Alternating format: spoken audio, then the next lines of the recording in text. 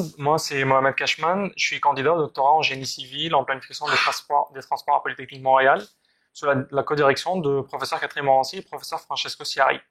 Donc ce que je vais vous présenter, c'est un projet où il y a une application d'analyse de données sociodémographiques et géospatiales pour de la planification des transports. Donc je vais commencer par une introduction, après je vais présenter les trois grosses étapes de mon projet qui sont la génération d'une population synthétique, on va voir ce que c'est, affectation, reconstruction, spatialisation, c'est le volet des données géospatiales, et après j'aboutis sur une conclusion. Donc pour introduire, ce que je fais, c'est pour alimenter des modèles de prévision de la demande de transport du MTQ. Le modèle que le MTQ utilise actuellement, il s'appelle totalement désagrégé. En gros, ils utilisent les enquêtes origine-destination. Enquêtes origine-destination, pour ceux qui ne savent pas ce que c'est des enquêtes qui se font auprès des ménages.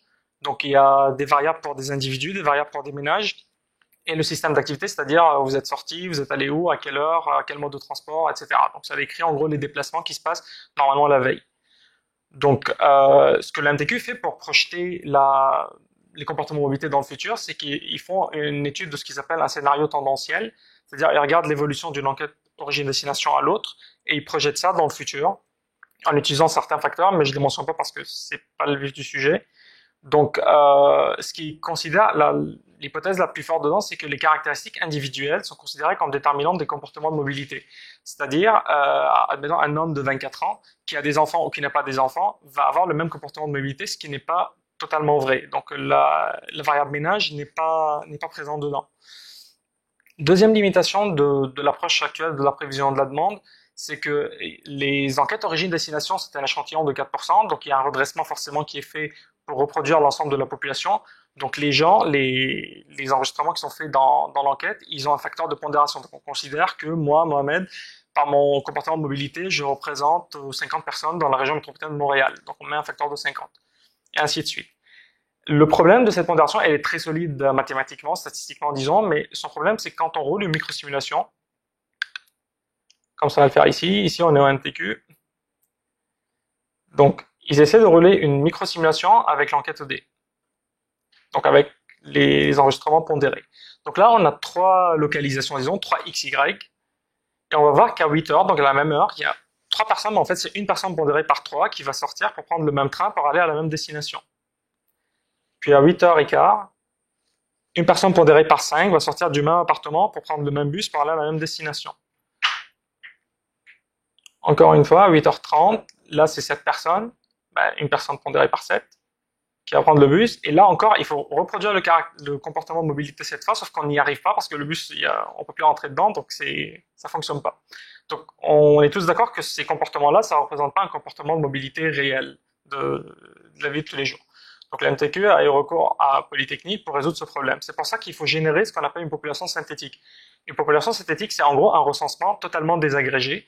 C'est comme si on arrive à reproduire l'ensemble de la population de 4 millions et quelques avec des enregistrements chacun uniques. Donc il n'y a pas l'idée d'un échantillon pondéré derrière.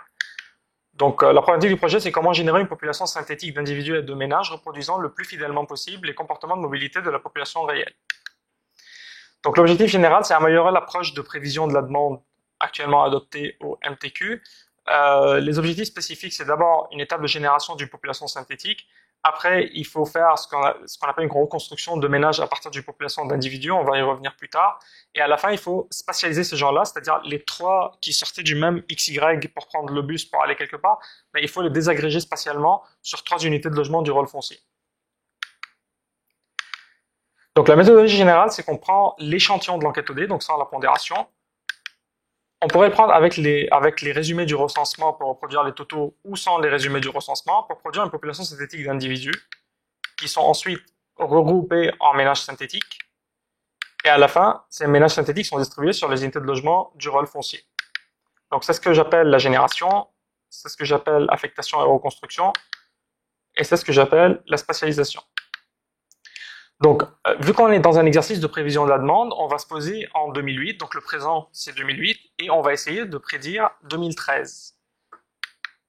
J'ai commencé par l'étape de génération. L'étape de génération d'une population synthétique, en gros, le produit qui est cherché, c'est une liste de ménages et d'individus avec un facteur de pondération unitaire. Donc, il n'y a pas de 50 à côté d'un enregistrement, c'est des 1 de partout. Donc là, on produira deux populations synthétiques. La population synthétique de ménage individu de 2008, elle servira de base. Donc tous nos modèles pour le futur, ils vont être entraînés sur cette base-là. Et la population synthétique de 2013, normalement, on n'y a pas accès parce que normalement, on n'a pas l'enquête d'origine-destination de 2013 quand on est dans une vraie prévision. Sauf qu'on va l'adapter, pardon, à un format de projection démographique dont le MTQ dispose pour projeter les comportements mobilité. Donc, en gros, on va l'adapter à un format d'individus, donc une population d'individus seulement, qui ont juste trois variables qui sont sexe, âge et région de domicile. Pour produire une population synthétique, il y a deux grosses familles de méthodes. La méthode classique, qui ressemble trop à ce qui est fait actuellement, c'est les méthodes par ajustement. Donc, ça revient en gros à une pondération d'enquête. C'est des variantes de ce qu'on appelle l'ajustement proportionnel itératif. Je vais faire un exemple sur le tableau qui est juste en bas. Ça commence par une estimation. L'idée, c'est qu'on conserve la structure d'un échantillon en le redressant au totaux du recensement. Donc là, on a dans l'échantillon ce qui est en orange, donc 5, 6, 10, 8, et ce qui est en bleu, c'est les totaux du recensement. Donc d'abord, on fait un ajustement en ligne, 5 divisé par 5 plus 6, donc par 11 fois 30. Après, on fait la même chose pour les autres en ligne. Après, la même chose pour les autres en colonne. Et on converge dès la deuxième itération. C'est assez rapide comme méthode d'ajustement. Après, ce qu'on fait, c'est qu'on fait une sélection. Donc là, par exemple, on a 12 hommes de moins de 50 ans qu'il faut avoir dans sa population finale. On pioche dans notre échantillon d'enquête OD. On prend un homme de moins de 50 ans. Admettons, il y en a un seul. On lui donne un facteur de pondération de 12. Donc ça, c'est la démarche. Ça ressemble énormément à ce qui est actuellement fait. Ce qui peut être utile dans ces démarches-là, c'est qu'on peut respecter plusieurs contraintes. C'est-à-dire, on peut intégrer j'ai pas mis la méthode parce qu'elle est très longue à expliquer, mais on peut intégrer dedans les contraintes sur les ménages et les individus et des contraintes géographiques aussi. C'est-à-dire, on peut mettre nos marges au niveau d'un secteur de recensement et des aires de diffusion en même temps et faire respecter les deux par notre population finale. Les méthodes plus intéressantes pour produire une population, c'est les méthodes probabilistes. En gros, ce que ça fait, c'est qu'on lui donne tout ce qu'on a comme données, tout ce qu'on a comme enquête, comme si on a les résumés du recensement, tout ce qui est disponible. Et ce qu'on va faire, c'est qu'on va entraîner le modèle avec les probabilités conditionnelles. Par exemple, en revenant à l'exemple de âge-sexe, donc probabilité d'avoir un âge de 24 ans, sachant qu'on est homme. Probabilité d'avoir âge de 24 ans, sachant qu'on est femme, etc. Soit on le fait manuellement, si on prend des simulations de Monte-Carlo par chaîne de Markov, on va fournir les probabilités conditionnelles, soit on peut appliquer un réseau bayésien qui va être capable de les comprendre tout seul. Et le but de ça, c'est de générer ce qu'on appelle la distribution de probabilité conjointe, donc la probabilité d'avoir une certaine combinaison de caractéristiques, par exemple, âge de moins de 50 ans, homme, revenu entre 50 et 60 000 $. Une fois qu'il comprend ça, le modèle probabiliste, on applique un échantillonneur de Gibbs qui va aller générer des agents à partir de la distribution de probabilité qu'il a compris. Quand je dis application hiérarchique possible, c'est pour dire juste qu'on peut générer une population d'individus regroupés en ménage directement avec un modèle probabiliste. Donc, ce qu'on a jusque-là, c'est une population synthétique ménage individu 2008, il n'y a pas encore le volet spatial dedans. Et on a une population synthétique d'individus seulement en 2013 avec les trois variables sexe, âge et région de domicile. On va procéder à une affectation. L'affectation, c'est qu'à chaque individu de la population future, donc de la population 2013, on va lui donner un type de ménage parmi 8 qui ont été développés. Je vais montrer c'est quoi les types de ménages en se basant sur la population actuelle. C'est-à-dire, on va entraîner un modèle sur notre population synthétique actuelle en 2008 qui va aller voir les caractéristiques des individus et le type de ménage auquel ils appartiennent. Et on va l'appliquer sur le futur pour ajouter la variable type de ménage. Donc, les 8 typologies, les 8 types de ménages qui ont été développés, ils ont été développés par des travaux de maîtrise avant que j'arrive. C'est, en gros, si je veux simplifier l'histoire, c'est 8 comportements de mobilité différents des ménages, selon certaines variables. Donc, il y a 5 variables qui ont été utilisées pour générer ces 8 types. Donc, selon ces 5 variables, on peut faire 8 clusters de comportements de mobilité différents. Donc, il y a jeunes couples, colocs ou célibataires, les cinquantenaires, les retraités, adultes et personnes âgées, et les familles traditionnelles, très jeunes, jeunes et multigénérationnelles. J'ai pas encore attaqué cette partie dans le cadre de mon projet. Le but, quand je vais faire ça, c'est d'abord d'établir un modèle permettant, comme je disais tout à l'heure, d'affecter un individu synthétique futur à un type de ménage parmi ces 8, les 8 que je viens d'énumérer, et regrouper, une fois que je sais chaque individu appartient à quel type de ménage, je vais regrouper les individus selon le type de ménage. Donc les individus du type 1 vont former des ménages du type 1. Type 2, les ménages du type 2, et ainsi de suite. Les variables qui sont disponibles, c'est un défi, c'est qu'on a juste âge, sexe et région de domicile pour le futur, donc il faut essayer d'entraîner des modèles juste avec ça. Les modèles à tester, le logic multinomial, c'est l'option de base, un réseau bayésien pourrait être fait, et d'autres options sont à explorer. J'en viens à la composante spatiale. Maintenant, on a une population synthétique en 2013, ménage individu, mais on n'a pas encore la composante spatiale, on ne sait pas ils sont où. Donc, le but de cette étape, c'est de les distribuer sur les unités de logement du rôle foncier 2014. Donc, on va faire habiter à chaque ménage une unité de logement. On considère que derrière les 8 types de ménages qui sont développés, il y a une certaine logique, c'est ce qu'on appelle une autocorrélation spatiale. C'est-à-dire, si dans l'enquête OD, on a, dans un certain quartier, on a beaucoup de ménages de type 1 et quasiment pas d'autres ménages des autres types, ou un ou deux des autres types, on considère que les unités de logement qui sont dans ce quartier-là vont probablement accueillir un ménage du type 1. Donc, en gros, on considère que il y a une autocorrélation spatiale des types de ménages qui sont développés. Ok, donc l'autocorrélation spatiale, pour la redéfinir, c'est l'observation d'un caractère à un certain endroit. C'est le fait que l'observation d'un caractère à un certain endroit rende son observation dans son voisinage plus ou moins probable. Donc si ça rend plus probable, donc si on a du type 1 ici, ça rend qu'il y aurait plus de type 1 ici, c'est ce qu'on appelle autocorrélation positive, sinon elle est négative. La variable générale que j'ai utilisée pour faire les études d'autocorrélation, c'est le pourcentage d'un type par zone. D'abord, j'ai procédé par le nombre de types par zone, donc de regarder le nombre de ménages de type 1 dans chacune des zones, type 2, etc.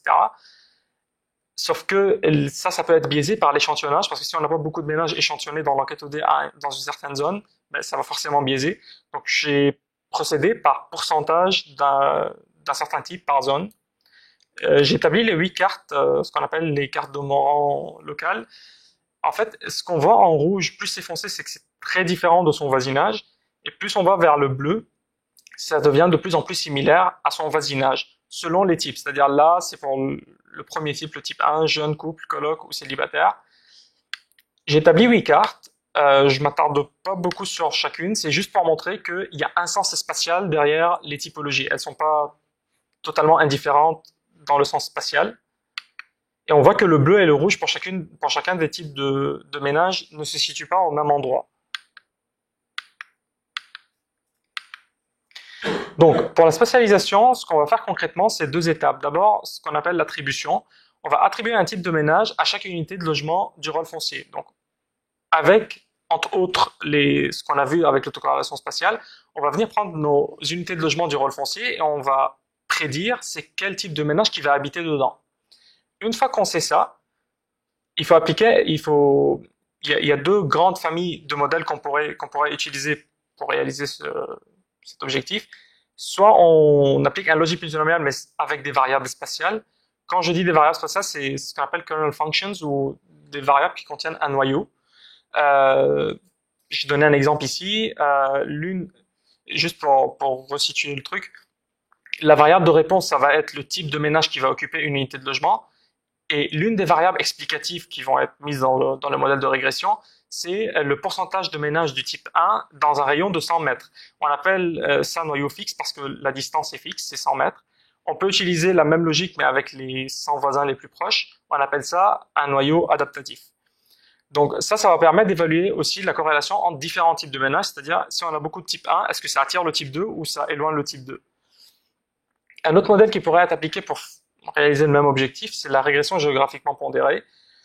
En gros, ça revient à calibrer des modèles de régression locaux.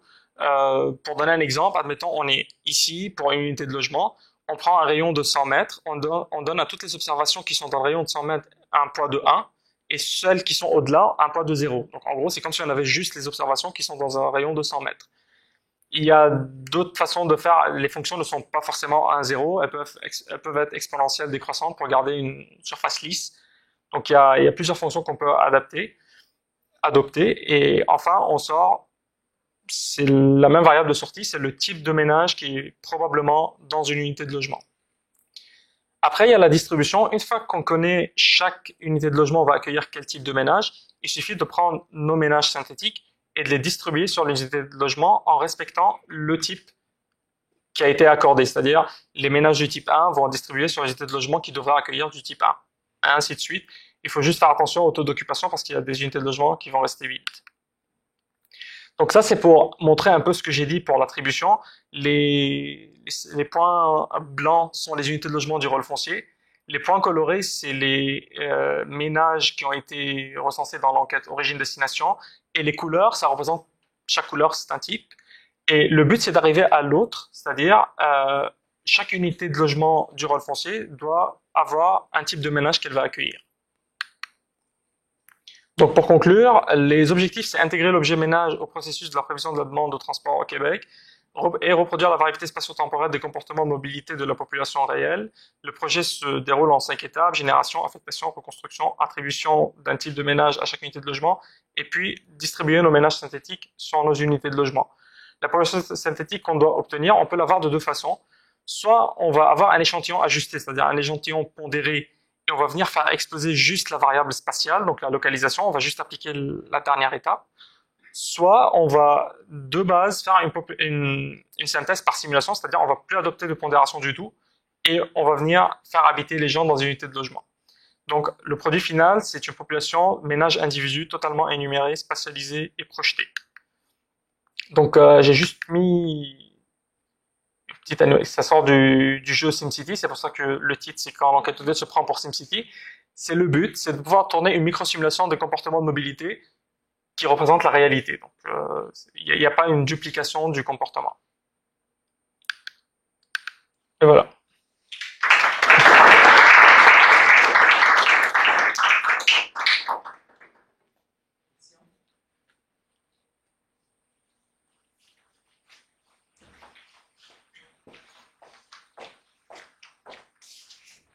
Si j'ai bien compris, vous n'avez pas totalement terminé. Non, c'est encore. Ok, parce que pour le troisième lien, ça aurait été utile. Bon. Le troisième lien de Québec. Ah. Bah, on est normalement, disons, anti-voiture dans notre labo, donc. Mais disons que ça n'a pas besoin d'être complété parce que les études scientifiques, il y a unanimité pour dire que élargir une route ou ajouter une route, ça va pas diminuer la congestion routière. Donc, ça, il n'y a pas de débat scientifique dessus, après un débat politique, je suis pas dedans, mais voilà.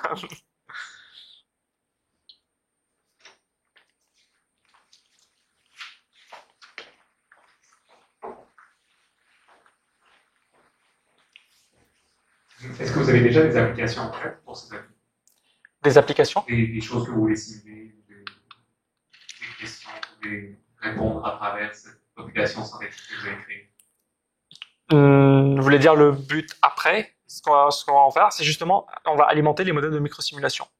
C'est-à-dire, maintenant, ce que j'ai montré au début, ça se fait pas au MTQ, c'est juste une caricature pour montrer que si on vient faire une microsimulation avec une enquête OD pondérée, on va avoir un comportement qui est anormal, des gens qui font exactement la même chose à la même heure, qui ont les mêmes caractéristiques. Le but de tout ça, c'est de pouvoir un jour faire une microsimulation ou une simulation microscopique pour simuler ce que j'ai montré dans SimCity, un vrai comportement de mobilité d'une ville. Le but ultime derrière tout ça, c'est de faire ça dans le futur, pour pouvoir voir quels corridors sont plus utilisés, par exemple, qu'est-ce qui se passerait exactement dans le futur pour pouvoir prévoir les politiques de transport. Donc, savoir où est-ce qu'on met un métro, où est-ce qu'on met un bus, des choses comme ça. C'est pour la planification stratégique.